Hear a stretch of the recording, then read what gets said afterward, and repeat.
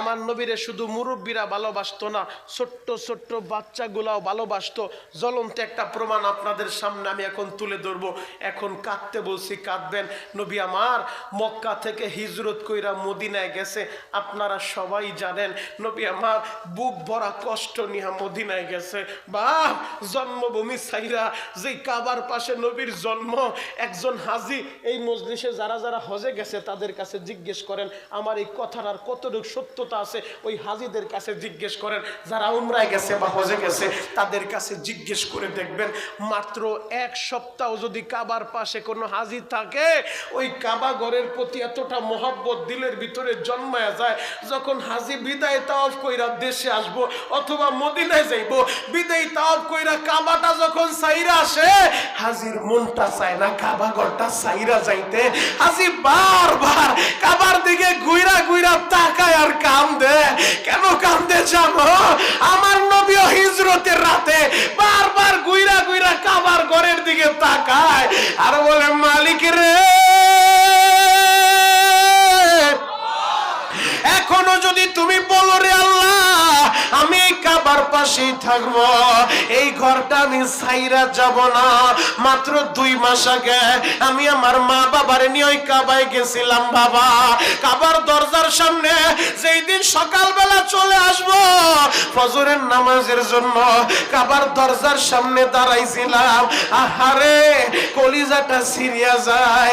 এই কাবার দরজার সামনে থেকে নবী আমার বিদায় নিয়া হিজরতের রাতে হিজরা রোড দিয়া যখন রওনা দিছে, ওই হিজরা রোডের ওই জায়গায় একটা মসজিদ আছে, হিজরা মসজিদ বলা হয়। তৎকালীন জামানায় তো মসজিদ ছিল না, তখন ছিল পাহাড়। ওই পাহাড়ে দাঁড়াইলে সোজা কাবা ঘরটা দেখা যাইত। নবী আমার ওই পাহাড়ের উপরে দাঁড়াইয়া বারবার গুইরা গুইরা ওই কালো ঘরটার দিকে তাকায় আর বলে, আল্লাহ, তোমার এই ঘর সাইরা আমার যাইতে মনে চায় না।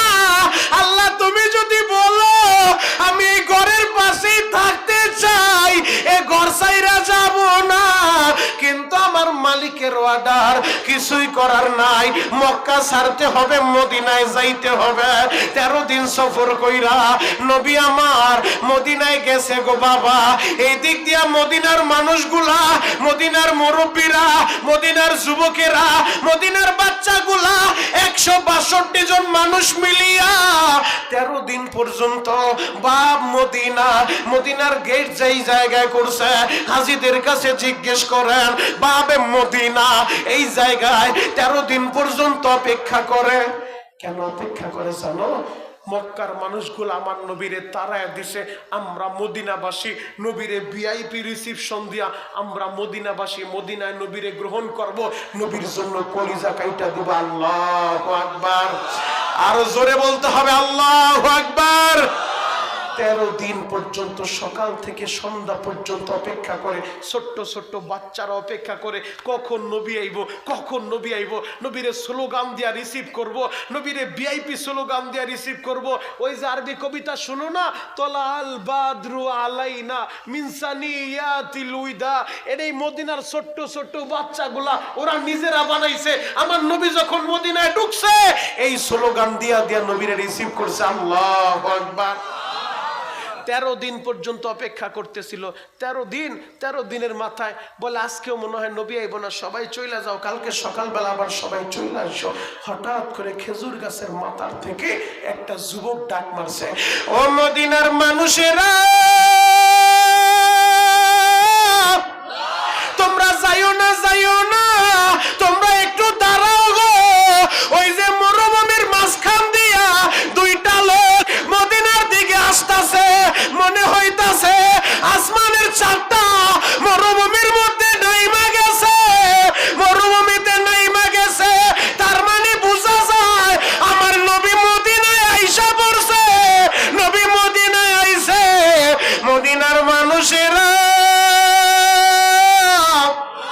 তোমরা যাইও না, যাইও না। এই কথাটা বলতে দেরি কেউ ধরে খেজুর গাছে উঠে, কেউ দৌড়ায় পাহাড়ের উপরে উঠে, কেউ দৌড়ায় উঁচু পাথরের উপরে দাঁড়ায়, উকি ঝুঁকি মারতাছে আমার নবীরে দেখার লাইগা। আমার নবী মদিনায় যখন ঢুইকা গেছে সবাই স্লোগান দেয় তলাল বাদরু আলাইনা। ওই ছোট্ট ছোট্ট বাচ্চাগুলা এই কবিতা পইরা পইরা আমার নবীরে রিসিভ করে। আমার নবী যখন মদিনায় ঢুকলো সব মানুষগুলা নবীরে বলেন নবীজি আমার বাড়ির মেহমান হন। মুরব্বীরা বলেন নবী গো আপনারে আমি ভালোবাসি গো নবী, আমার বাড়ির মেহমান হন, আমার বাড়ি ঘর সাইরা দিব নবীজি, আপনার জন্য সব দিয়া দিব, আমার বাড়িতে মেহমান হন। সবাই নবীরে নেওয়ার লাইগা পাগল, সবাই নবীরে দেখতেছে। হঠাৎ করে ছোট্ট একটা বাচ্চা বাবার হাতটা ধইরা বলে বাবা গো এই মানুষের বিরাবিরিতে আমি নবীরে ভালোভাবে দেখি না, ও বাবা আমার একটু কোলে নাও, আমি একটু নবীরে ভালোভাবে দেখব। ছোট্ট বাদা বাবার কোলে উঠা আমার নবীর চেহারার কাছাকাছি যাইয়া আমার নবীরে বলেন নবী গো আপনার চেহারাটা কত সুন্দর, ইয়া রাসূলুল্লাহ ইয়া হাবিবাল্লাহ।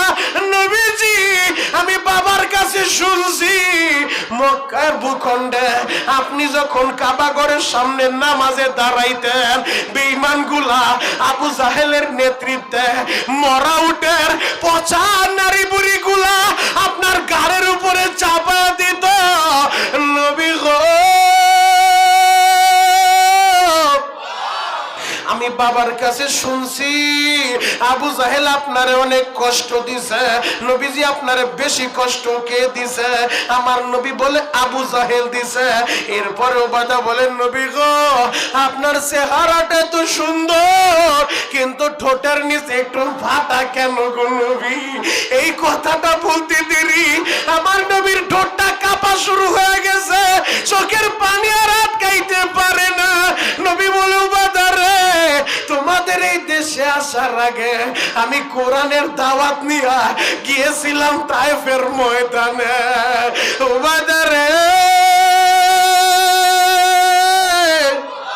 ওই তায়েফের নিষ্ঠুর যুবকেরা আমারে পাগল বইরা বইরা এমন ভাবে মারছে একই দিনের ভিতরে আমারে 3 বার বেহুশ করে ফেলছে। একবার নবী আমার বেহুশ হয়ে পইরা গেছে, 2 জন বেঈমান দাঁড় করাইয়া বাকি যুবকেরা আবার গুলাইনের ভিতরে পাথর বইরা আমার নবীর দিকে মারে গো। যায়েদ ইবনে হারেসা ওই সফরে নবীর সাথে ছিল। যায়েদ ইবনে হারেসা বলে দুনিয়ার মানুষ রে এক একটা পাথর আইসা নবীর জামাটা সিরিয়া একেবারে গোস্তের ভিতরে ঢুকিয়া যায়। আমি যায়েদ ইবনে হারেসা আমার এই হাতের অঙ্গুলি দিয়া যখন পাথরগুলা বের করি ফিনকি দিয়া রক্তগুলা ছুটতেছিল, নবী আবার বেহুশ হয়ে ময়দানে পইরা রইছে।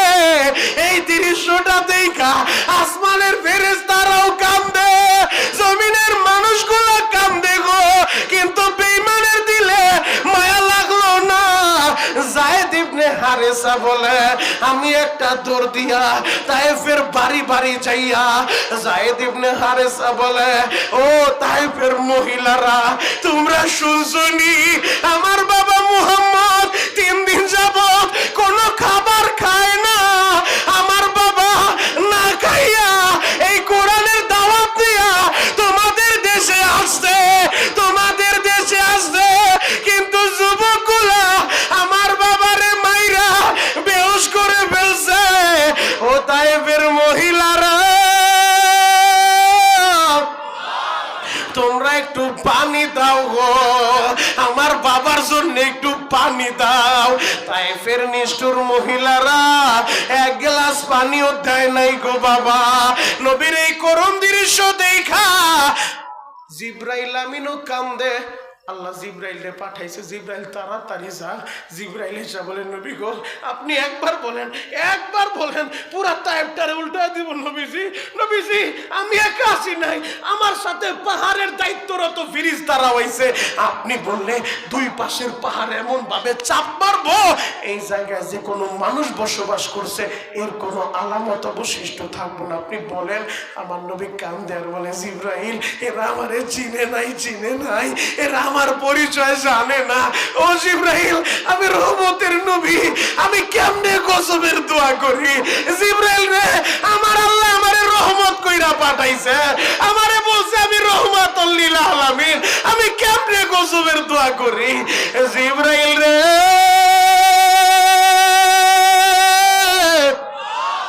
যদি এদেরকে শেষ কইরা দাও, আমি কার কাছে যা দিনের দাওয়াত দিব।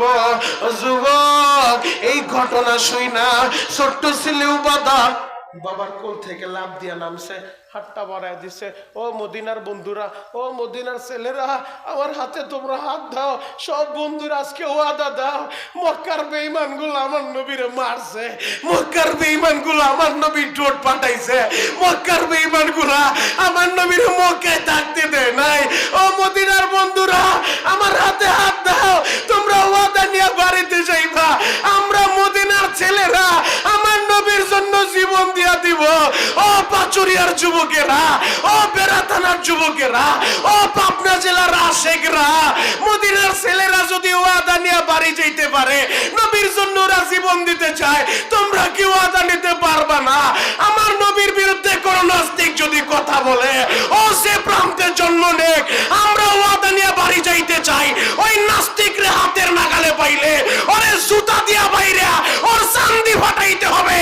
কে কে রাজি আছো? হাতগুলা দেখায়া দাও।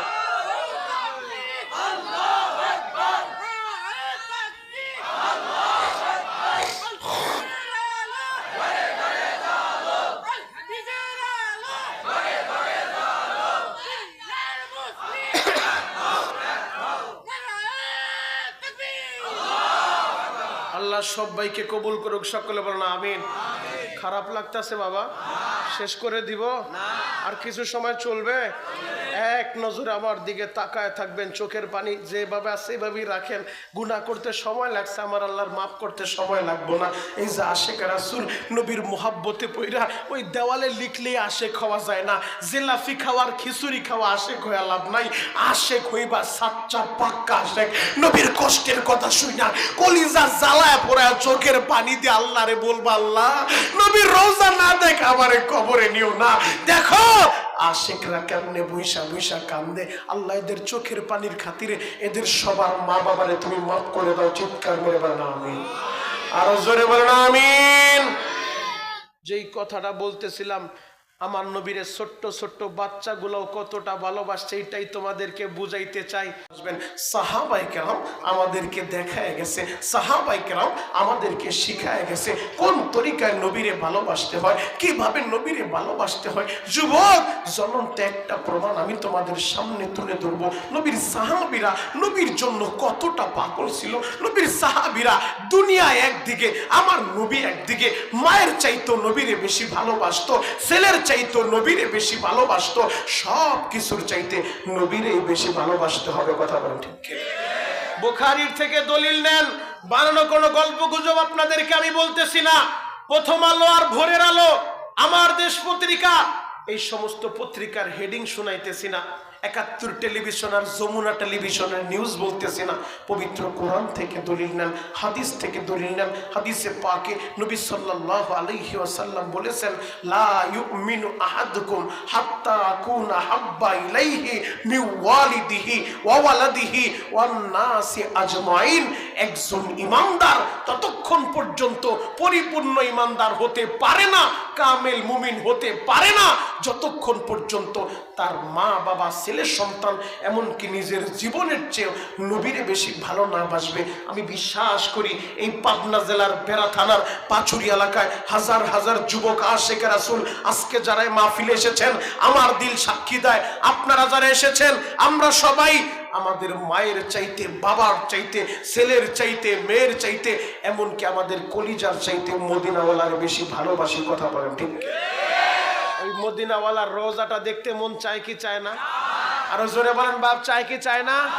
মনটা কি চায় না জীবনে একবার নবীর রওজার পাশে দাঁড়ায় বলবেন আসসালাতু ওয়াসসালামু আলাইকা ইয়া রাসূলুল্লাহ? মনটা কি চায় না? যদি মনটায় চায় চোখের পানি রেডি করেন, চোখের পানি। বলতে পারেন শরীয়তপুরি ভাই, আমার তো মন চায়, কিন্তু আমি তো গরিবের ছেলে, আমি পরের জমিতে কামলা দেই, পেঁয়াজের খেতে আমি বদলা দেই, আমি কেমনে মদিনায় যাব? মদিনায় যাইতে টাকা লাগে না, টাকা লাগে না, কপাল লাগে, কপাল। চোখের পানি দিয়ে আজকে আল্লাহরে বুঝায় বলেন, নেওয়ার দায়িত্ব তার, সে কিভাবে নিব সে জানে। আপনার কাজ হলো চাওয়ার মতো চাইতে হবে। আল্লাহ আমার মদিনা না দেখায় কবরে তুমি নিও না। আল্লাহ, আল্লাহ যেই নবী আমাদের জন্য পুরাটা জিন্দেগি বিলীন করলো, ওই নবীর রওজার পাশে দাঁড়া একটা বার আমার নবীর আমি সালাম দিব, এর আগে তুমি আমার কবরে নিবা না। যদি তুমি চাওয়ার মতো চাইতে পারো, দেখবা আল্লাহ তোমারে নিয়ে যাইবো। কয়টা ঘটনা তোমাদেরকে বলবো, এই ঘটনা বলতে গেলে আর এক দিক চলে যাবে। বহুত ইতিহাস আমার চেয়ে ভালো আপনারা জানেন। অনেক বাড়িওয়ালা মক্কা মদিনা যাইতে পারে না, কিন্তু তার ভাড়াটিয়া মক্কা মদিনার মেহমান। বাড়িওয়ালা মক্কা মদিনা যাইতে পারে না, তার বাড়ির দারোয়ান মক্কা মদিনার মেহমান। অনেক গাড়ির মালিক মক্কা মদিনা যাইতে পারে না, তার গাড়ির ড্রাইভার মক্কা মদিনার মেহমান। কথা বলেন ঠিক কিনা? এমন ইতিহাস আছে না নাই? আরো জোরে বলেন আছে না নাই? সেগুলো আমি জ্বলন্ত প্রমাণ আমার লাইফের সাথে ঘটছে বহুত দিতে পারবো, তবে সেদিকে আমি যাব না। শুধু একটা কথা বোঝাইতে চাই, দিলের কান দিয়া কথাগুলো শুনেন, চোখের পানি জড়ায় বলবেন আল্লাহ মদিনা না দেখা আমার কবরের ডাক দিও না। ও দয়ার আল্লাহ,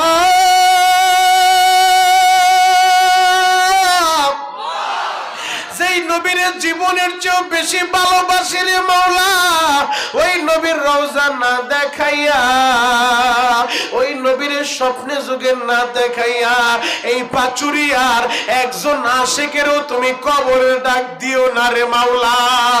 যুবক ভাইরা রে, এক নজরে আমার দিকে তাকায় থাকো। নবীর সাহাবীরা দেখা গেছে, শিখা গেছে কিভাবে নবীরে ভালোবাসতে হয় রে ভাই। আল্লাহর নবীর সাহাবী নবীর সাথে যুদ্ধের ময়দানে চইলা গেছে। 7 বছরের বাচ্চা বশিরের রাইখা, বাচ্চা একটা আছে 7 বছর, কিন্তু বাচ্চার মা বাইচা নাই।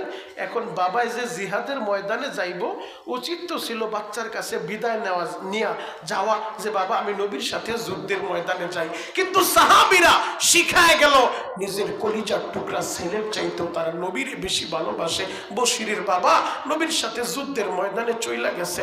বশির ছোট্ট মানুষ, সারাদিন খেলাধুলা কইরা বিকেলবেলা বাড়িতে আসছে, ওর মা তো বাইচা নাই।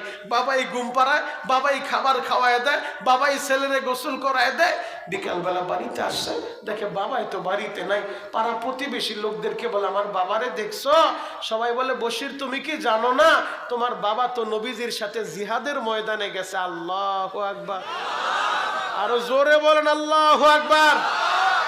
বশির বলে কি আমার বাবা জিহাদের ময়দানে গেছে? বলে হ্যাঁ।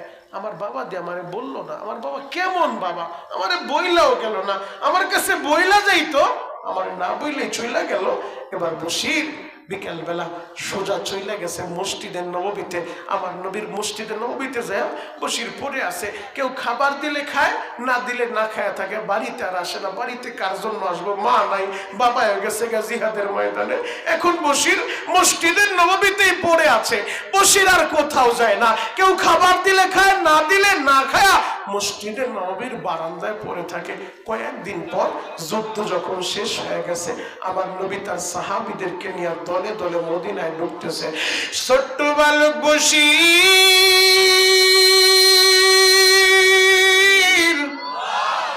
নবীর দিকে একবার তাকায়, নবীর সাহাবীদের চেহারার দিকে বারবার তাকায়, পাগলের মতো খুঁজতেছে। নবী আইছে, তার সাহাবীরাও আছে। আমার বাবা কই?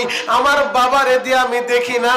সব সাহাবীরে দেখা যায়, আমার বাবার চেহারাটা তো দেখা যায় না। আমার বাবা কি এখনো আসে নাই? বশির পাগলের মতো হয়ে গেছে। আমার বাবা কেমন বাবা গো? আমার বাবার কি আমার কথাটা একবারও মনে পড়ে না, আমার বাবাকে আমার কথাটা একটাবারও চিন্তা করে দেখলো না। সবাই বাড়ি চলে আসলো, সবাই মসজিদে নববীতে ফিরে আসলো, আমার বাবাই দিয়ে আসলো না। বশির বাবারে খুঁজা না পাইয়া একটা দৌড়মাইরা রহমাতুল্লিল আলামিন আমার নবীর কাছে চইলা গেছে। ছোট্ট বালক বশির আমার নবীর সামনে দাঁড়াইয়া বশির বলেন, নবী গো, সবাই জিহাদের ময়দান থেকে ফিরে আসলো, আমার বাবাই দি আসলো না গো নবী। আমার বাবা কেমন বাবা, আমার বাবার কি আমার কথাটা মনে পড়ে না গো নবী। নবীজি আমার বাবা কই, আপনি একটু আমারে বলেন আমার বাবা কই। আমার নবী কোনো কথা বলে না। আমার নবী চেহারাটা ডান দিকে ঘুরায় নিছে, সামনে দাঁড়ায় বশির প্রশ্ন করছে, নবী চেহারাটা ডান দিকে ঘুরায় নিছে, কোনো জবাব দেয় না। এখন কাঁদতে বলছি, কাঁদবা, আশিকের রাসূল কয়জন আছো আজকে প্রমাণ হয়ে যাবে। নবী যখন ডান দিকে চেহারা ঘুরাইছে, বশির একটা দৌড় বাইরে আবার ডান পাশে চলে আসছে। বশির আইসা বলেন, নবী গো,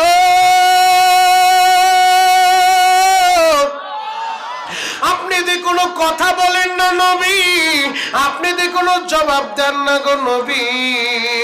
নবীজি আমার বাবা কই, আমার বাবা দি এখনো আসলো না গো নবী। আপনারে প্রশ্ন করলাম, আপনিও কোনো কথা বলেন না, আপনি চেহারাটা ঘুরায় নিলেন, আমার নবী কোনো জবাব দেয় না। ও পাচুরিয়ারা, আশিকের রাসূল ভাইরা, ও আমার দাড়ি বাঁকা আব্বা জানেরা, আমার নবী আবার চেহারাটা বাম দিকে ঘুরায় নিছে। আবার ছোট্ট ছেলে দৌড়মাইরা বাম পাশে আইসা বলেন, নবী গো, আপনি দি কোনো কথা বলেন না, আপনি দি জবাব দেন না, আমার বাবা কই গো নবী, আমার বাবা দি এখনো আসলো না। আমার নবী কোনো কথা বলে না। নবীর চেহারার দিকে তাকায় দেখতেছে, চেহারা মলিন হয়ে গেছে। আহারে, চোখের নিচে পানিগুলা টলটল করে। আমার নবী কোনো কথাই বলে না, আবার চেহারাটা সামনের দিকে ঘুরাইছে। বশির আবার দৌড়মাইরা নবীর সামনে হাজির। নবী গো, আপনি কেন চুপ করে আছেন, আপনি কেন কথা বলেন না? আমার বাবা কই গো নবী, আমার বাবাই কই, আমার বাবা কই গো নবী, আপনি কেন চুপ করে আছেন? আমার নবী আর সইতে পারে না, চোখের পানি ছাইরা দিয়া নবী আমার তারা থেকে বৈশা পড়ছে। দাঁড়ানো অবস্থায় ছিল, নবী বৈশা বইরা হাত দুইটা বাড়াইয়া বশিরে বুকের ভিতরে জড়ায় নিছে। নবী বলে, বশির রে,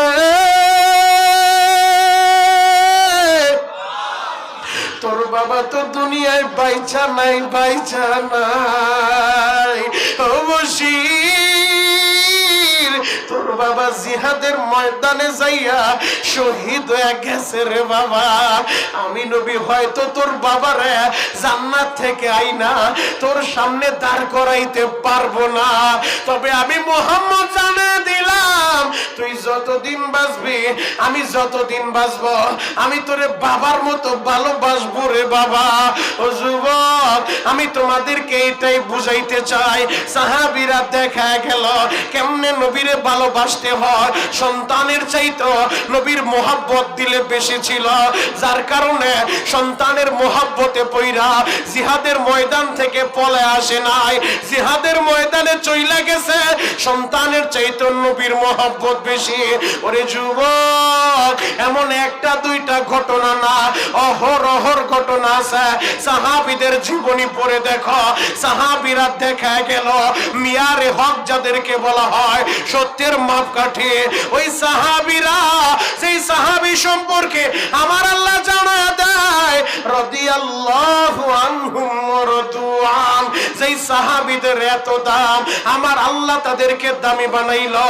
যেই সাহাবীদের সম্পর্কে আল্লাহ বলে, আমিনু কামা আমানান নাস, ও আমার ঈমানদারেরা, ও আমার বিশ্বাসীরা, তোমরাও তো ঈমান আনবা। কেমন ঈমান তোমরা আনবা? লোকেরা যেমন ঈমান আনছে, সাহাবীরা যেমন ঈমান আনছে। আল্লাহু আকবার। তাহলে ওই সাহাবীদের মতো নবীরে ভালোবাসার দরকার আছে না নাই? আরো জোরে বলেন, আছে না নাই?